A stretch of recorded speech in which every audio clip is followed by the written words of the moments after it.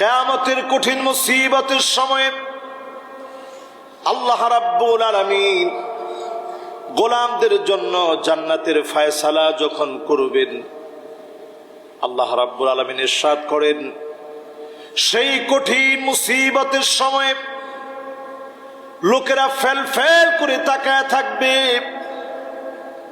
সেদিন তাকায় তাকায় খুঁজবে, কোথায় আমার ছেলে, কোথায় আমার মেয়ে, কোথায় আমার পরিবার।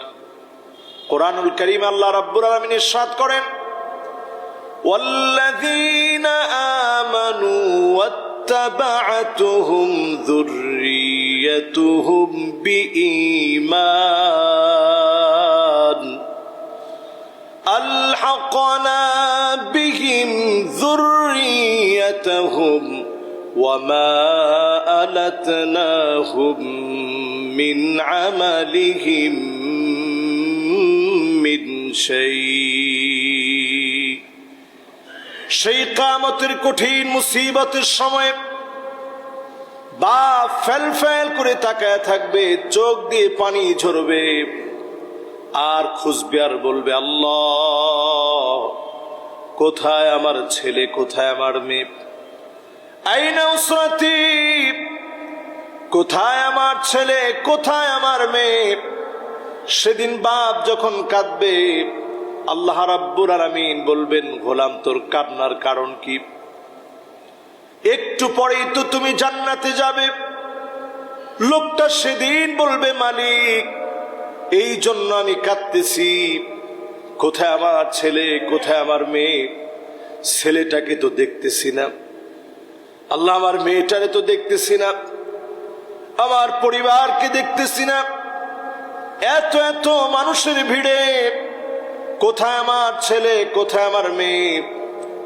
সেদিন যখন বাপ কাঁদবে, আল্লাহ পাক ফেরেশতাদেরকে বলবে, আলহাকনা বিহিম যুররিয়্যাতুহুম, ও ফেরেশতারা রে, তার ছেলে তার মেয়েটাকে নিয়ে আসো। অধিকাংশ লোক সেদিন তাকায় দেখবে, ছেলের গায়ে জাহান্নামের পোশাক পরা, মেয়ের গায়ে জাহান্নামের পোশাক পরা। সেদিন বাপ হাউমাউ করে সেদিন আল্লাহর সামনে দাঁড়ায় কাঁদবে, আল্লাহ আমি তো আমার সন্তানকে ঈমানের উপরে রেখে আসছিলাম, আমি আমার মেয়েকে ঈমানের উপরে রেখে আসছিলাম, কত চেষ্টা করেছি, সন্তানদেরকে মানুষ বানাতে পারি নাই, আয় আল্লাহ আপনি মাফ করে দেন না। সেদিন আল্লাহ রাব্বুল আলামিন যদি মাফ করে দেন, আল্লাহ তাআলা যদি দয়া করেন, আপনি আপনার সন্তানদেরকে নিয়ে জান্নাতে থাকবেন। নচেত আল্লাহ রাব্বুল আলামিন জাহান্নামের পোশাক পরায় আবার জাহান্নামে আল্লাহ তাআলা ফেরত পাঠাবেন। আল্লাহ রাব্বুল আলামিন সেদিন আপনার সন্তানকে, আপনার মেয়েকে, আপনার পরিবারকে চোখের সামনে নিয়ে আসবে।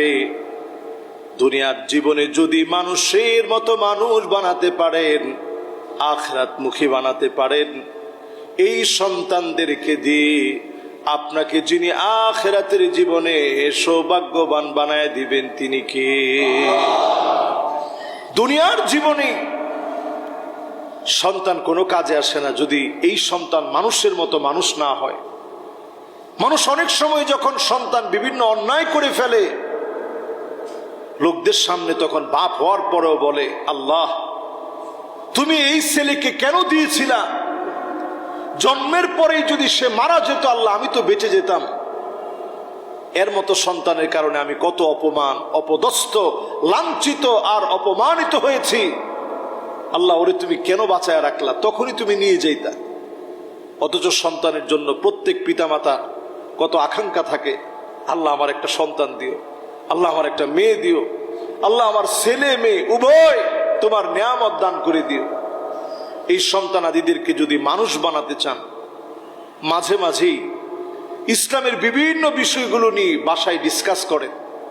এই যে কোরবানি বোঝানোর চেষ্টা করেন, বাপ ছুরি তো সন্তানের গলায় চলতে পারত, যদি চলতো, আল্লাহ যদি এমন নিয়ম করতেন একটা পরিবার থেকে অন্তত একজনকে আল্লাহর রাহে কোরবানি করা লাগবে। কত কঠিন হয়ে যেত কোরবানি, আল্লাহ তাআলা সে কঠিনটা চান নাই।